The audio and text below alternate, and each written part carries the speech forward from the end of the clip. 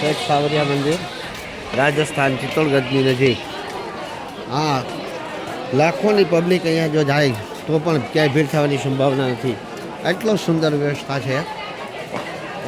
રાજસ્થાન આપણે અયોધ્યા ગયા રામ મંદિરે તો ત્યાં 2 રોડમાંથી 4 રોડ બનાવ્યા. એક પબ્લિક આમ જાય, એક પબ્લિક આમ આવે, આમથી આમ જાય ને આમથી ફરીને પાછો આમ આવે.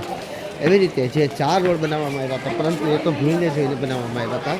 અહીંયા તો એવી રીતે સુંદર વન વે બનાવવામાં આવ્યા છે કે લોકોને ક્યાંય ભીડ સહન જ ન કરવી પડે. સામેથી કોઈ આવવાનો સવાલ જ નથી.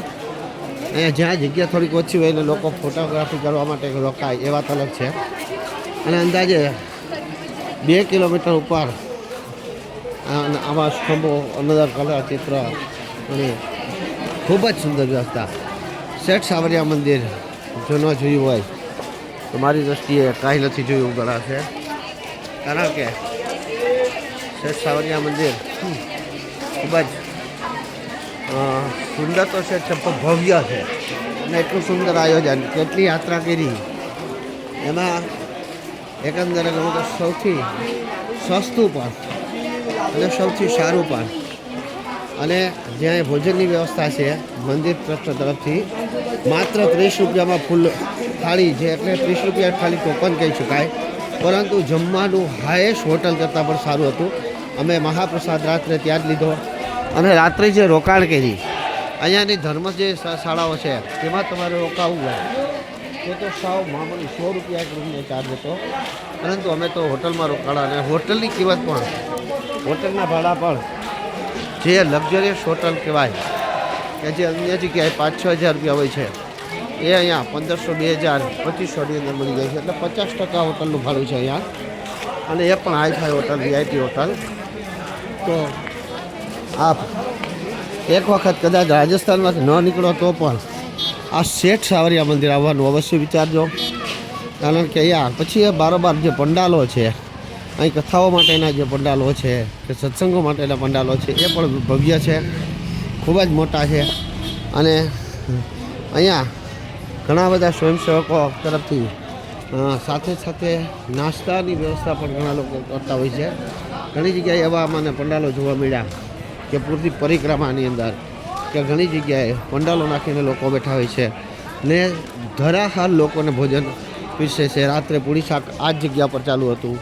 અમે જે મહાપ્રસાદ અન્નકૂટ લખેલું હતું ત્યાં પણ છોલે ભટોરે જેવું કાંક ચાલુ હતું. જોકે એ પ્રસાદ લેવા અમે નહોતા પહોંચ્યા. પરંતુ અહીંયા જો કોઈ તરફથી જલની સેવા પણ, આ લોકો પ્રાઇવેટ જલની સેવા અને એવું આપે છે, લાખોની મેદની, એમાં કોઈ સંદેહ નથી.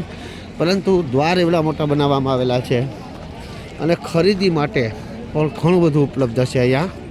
ઘણું બધું રમકડાથી લઈ અને તમારે જે પણ વસ્તુ જોઈતી હોય તે અહીંયા મળે છે.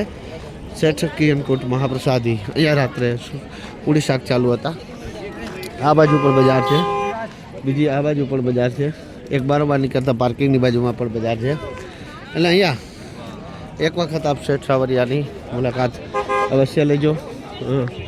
અને હું તમને એવું કહી શકું, અહીંયા બહાર પણ ખૂબ જ વિશાળ જગ્યાની અંદર, અને જો મંદિર અંદર અમે જ ગયા, અબજો રૂપિયાનું મંદિર છે, કરોડો નહીં, અબજો રૂપિયાનું મંદિર છે. કારણ કે જે એમાં માર્બલ અને પથ્થરો વાપરવામાં આવ્યા છે એ લાજવાબ છે.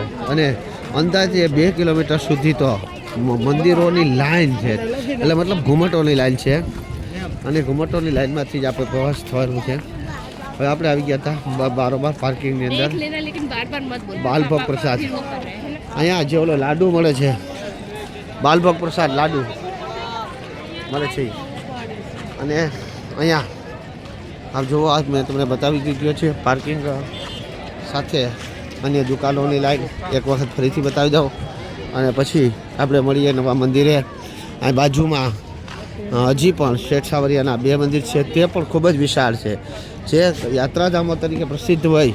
અને જે મંદિરની તુલનાએ અહીંયા 3 મંદિરો ભવ્ય છે. અને સામેની હોટલમાં અમે રોકાણા હતા. આવા પંડાલો, શ્રી રાધા મંચ પંડાલ, તે કથાઓ પણ કરી શકો છો અને સત્સંગ પણ કરી શકો છો. તો અત્યારે સૌને જય મહાદેવ, જય શ્રી કૃષ્ણ.